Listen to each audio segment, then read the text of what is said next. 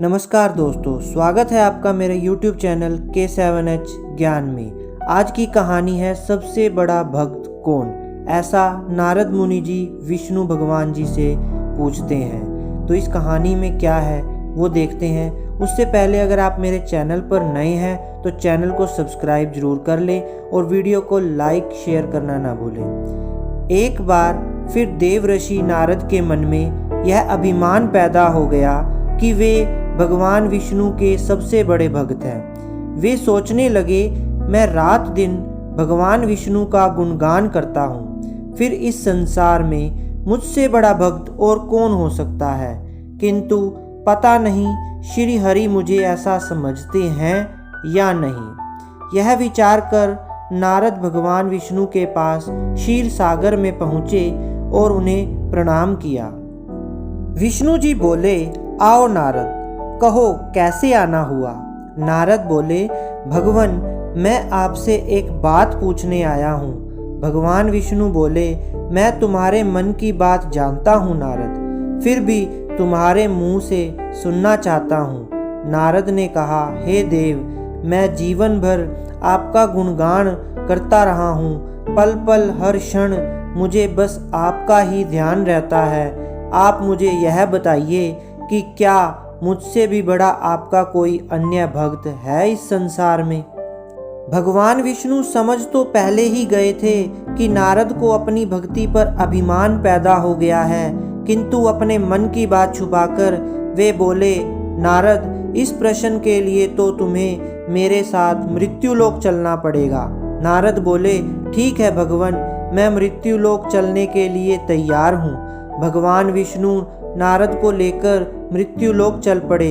धरती पर पहुंचकर दोनों ने किसान का भेष धारण किया और एक गांव के किनारे बनी एक झोपड़ी की ओर चल पड़े। विष्णु बोले, नारद, मेरा एक बहुत बड़ा भगत यहाँ इस कुटिया में रहता है। आश्चर्य है, क्या मुझसे बढ़कर भी किसी की भक्ति हो सकती है।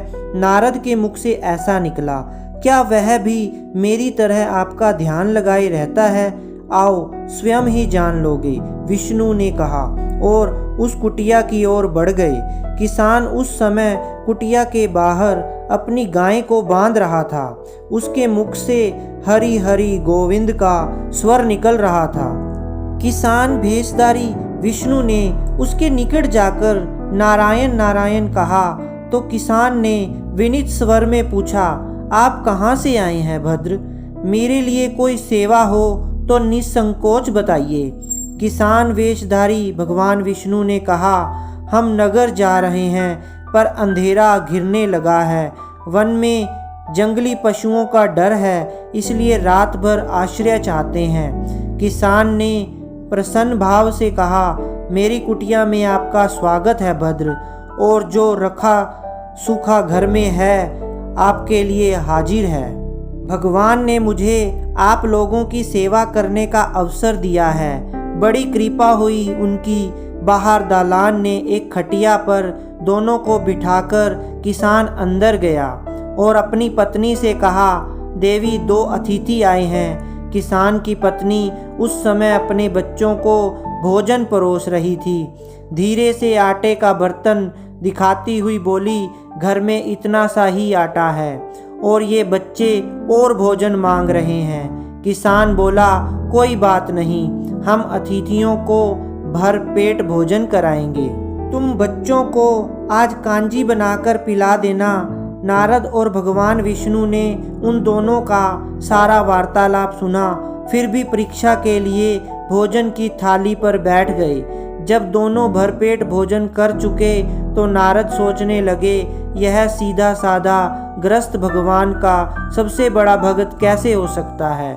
उधर श्री हरि ने किसान से और भोजन लाने की फरमाइश कर दी।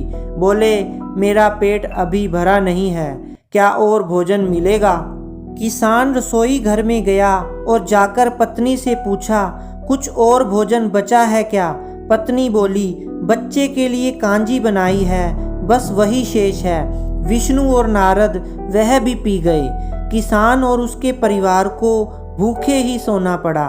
भूखे बच्चे माँ का आंचल थाम कह उठे, माँ नींद नहीं आ रही, मुझे बड़े जोर की भूख लगी है। पिताजी ने उन अतिथियों को कांजी भी क्यों पिला दी। किसान ने बच्चे के सिर पर हाथ फेरते हुए कहा, अतिथि को भोजन कराना स्वयं विष्णु भगवान को भोग लगाने के समान है बेटा। बाहर दालान में दोनों अतिथि अलग अलग बिस्तरों पर लेटे हुए थे। भगवान विष्णु ने कहा, तुमने सुना नारद, किसान और उसके परिवार को भोजन नहीं मिला, फिर भी वह मेरे गुण गा रहे हैं। यह तो कुछ भी नहीं, मैंने तो कई कई दिनों तक भूखे रहकर आपका स्मरण किया है। अगले दिन सुबह उन्होंने देखा किसान भगवान विष्णु की मूर्ति के सामने कह रहा था, गोविंद हरि हरि, तुम सदा मेरे मन में बसे रहो, बस मुझे कुछ और नहीं चाहिए। फिर दोनों अतिथियों से बोला, हरि की बड़ी कृपा है, वही जग का रखवाला है, प्रभु की दया से रात को कोई कष्ट तो नहीं हुआ। जब तक आपका जी चाहे तब तक आप दोनों यहाँ रहें, मैं खेत पर जा रहा हूँ। किसान भेषधारी श्री हरि बोले, हम भी तुम्हारे साथ चलेंगे यदि तुम्हें कोई आपत्ति ना हो तो। नारद और विष्णु भगवान किसान के साथ उसके खेत पर गए। किसान बोला, यही है अपना खेत, अब मैं अपना काम करूँगा। गोविंद हरि हरि। नारद बोले, तुम तो सत्पुरुष हो, भगवान के बड़े भक्त हो, हर घड़ी उनका नाम लेते रहते हो। किसान बोला, अरे कहाँ, काम से जब भी थोड़ा बहुत समय मिलता है तभी उनका नाम लेता हूँ। नारद ने पूछा, कब कब मिलता है समय? किसान बोला, सुबह उठता हूँ तब, रात को सोता हूँ तब, और दिन में जब भी काम से समय मिल जाए। ओह समझा, नारद के मुख से निकला।